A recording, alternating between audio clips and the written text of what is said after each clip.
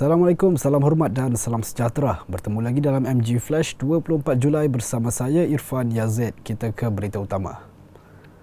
Kementerian Kesihatan lebih faham kos yang ditanggung pengusaha kantin untuk menyediakan rancangan makanan tambahan RMT berbanding Kementerian Pendidikan sendiri. Itu yang diluahkan Setiausaha Persatuan Pengusaha Kantin Sekolah Malaysia Siti Nur Mahmad Desa yang mendedahkan peruntukan RMT sebanyak RM2.50 bagi setiap murid di Semenanjung dan RM3 bagi murid di Sabah, Sarawak dan Labuan sudah tidak relevan. Katanya kepada Malaysia Gazette, isu cadangan kenaikan kos RMT pernah dikemukakan oleh persatuan itu sebanyak 2 kali pada 2020 dan Oktober tahun lalu, namun tidak mendapat respon walaupun memorandum diserahkan sendiri kepada Menteri Datuk Razzie Jidin. Menurut Siti Normah, KKM mencadangkan 20 menu kepada pengusaha kantin yang berasaskan kepada nasi, mi, bihun dan bijirin selain buah-buahan. Katanya terdapat sesetengah sekolah tidak kisah jika murid-murid diberi air masak, tetapi kebanyakannya mahu pelajar-pelajar RMT diberi air susu atau minuman berperisa. Menurut beliau, pada asasnya pengusaha kantin tidak ada masalah untuk mematuhi arahan KKM dan sekolah, tetapi mereka dibelenggu masalah kos bahan mentah yang sangat tinggi. Ini menyebabkan ada pengusaha kantin hanya untung 10 sen atau 20 sen dari RMT dan ada yang tidak dapat langsung. Semalam, Menteri Kesihatan Khairi Jamaluddin Abu Bakar mencadangkan kos RMT dinaikkan kepada RM4 bagi setiap murid di Semenanjung dan RM5 bagi murid di Sabah, Sarawak dan Labuan. Kementerian Perdagangan Dalam Negeri dan Hal Ehwal Pengguna KPDN HEP Selangor merampas hampir 2,000 kilogram minyak masak bersubsidi bernilai RM4,860 dalam serbuan di sebuah pasaraya di Kota Warisan, Sepang Jumaat lepas. Pengarah Penguatkuasa KPDN HEP Azman Adam berkata, dalam serbuan kira-kira jam 10 pagi itu, pihaknya turut merampas beberapa resit berkaitan urus niaga minyak masak bersubsidi dari premis terbabit.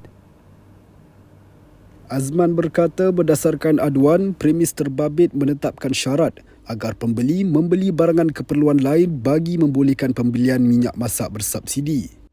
Katanya premis terbabit telah dikenakan tindakan di bawah Seksyen 19 Akta Kawalan Bekalan AKB 1961 atas kesalahan meletakkan syarat-syarat yang menyalahi undang-undang semasa menjual barang kawalan.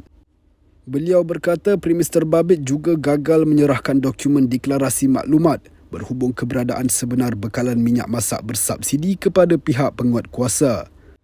Premis itu akan disiasat di bawah AKB 1961 berdasarkan Seksyen 16A-1-B atas keengganan menjual barangan berjadual dalam milikannya dengan kuantiti yang munasabah kepada pelanggan dalam urusan perniagaan.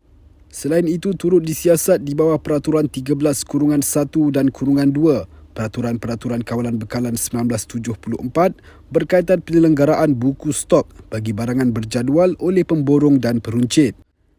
Jika sabit kesalahan di bawah Seksyen 22-1 AKB 1961, Azman berkata penjual boleh didenda tidak melebihi RM1 juta bagi perseorangan atau penjara tidak melebihi 3 tahun atau kedua-duanya sekali. 5 sekeluarga maut dalam kemalangan di kilometer 62 Jalan Raya Timur Barat JRTB Gerik Jeli semalam selepas kenderaan pacuan 4 roda hilang kawalan lalu masuk ke laluan bertentangan.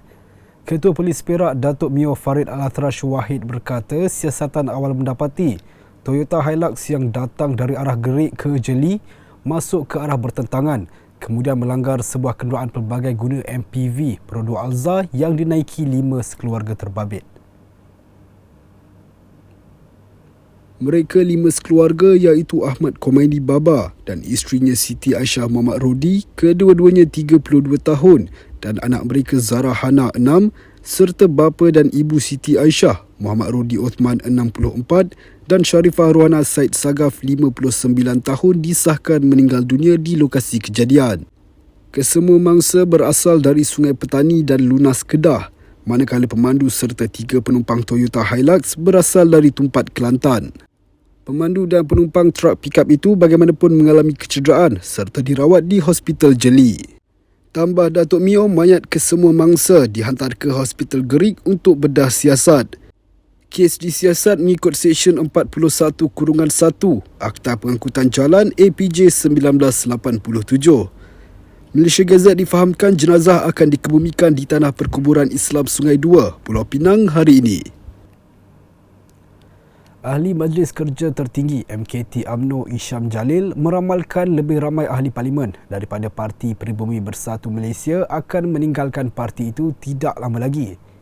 Isham berkata ini kerana momentum pilihan raya umum ke-15 membuatkan mereka merasakan tiada masa depan dengan bersatu.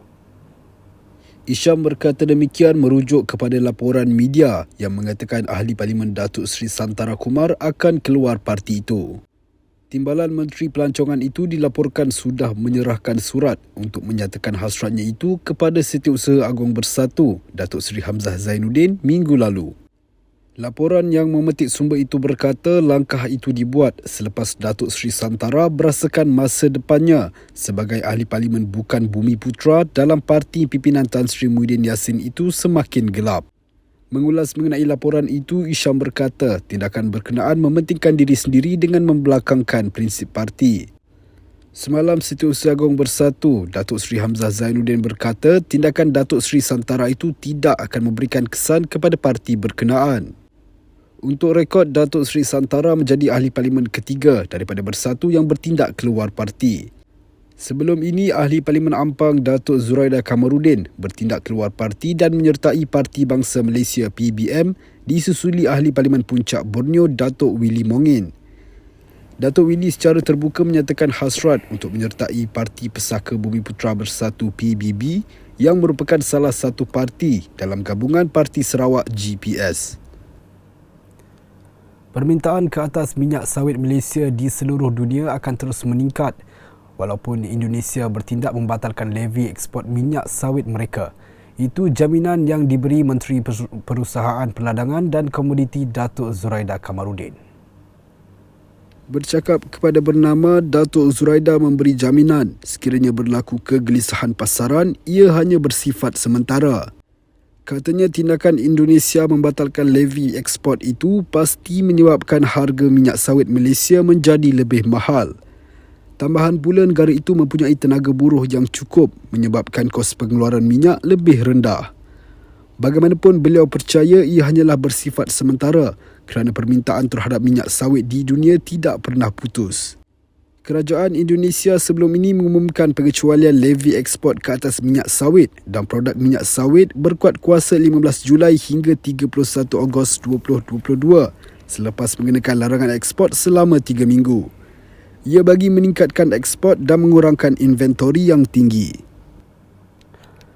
Sekurang-kurangnya 45 pondok tahfiz musnah dijilat api dalam kebakaran di Madrasah Al-Imaniyah, Jalan Sungai Ular, Kampung Darat di Kuantan pagi tadi. Pegawai Kanan Jabatan Bomba dan Penyelamat JABPM Kuantan, Ismail Abdul Ghani berkata kebakaran pukul 9.39 pagi itu memusnahkan 100% struktur bangunan yang diperbuat daripada kayu dan papan itu. Menurut Ismail, seramai 16 anggota dengan 3 jentera bomba digegaskan ke lokasi kejadian untuk memadamkan api. Katanya setibanya di tempat kejadian, kesemua 45 pondok tahfiz yang setiap satunya berkeluasan 10 kali 10 kaki persegi telah dijilat api. Kebakaran berjaya dipadamkan pada jam 10.30 pagi tadi dan tiada kehilangan nyawa ataupun kecederaan dalam insiden terbabit dilaporkan. Tambah Ismail, pihaknya masih mengenal pasti punca kebakaran.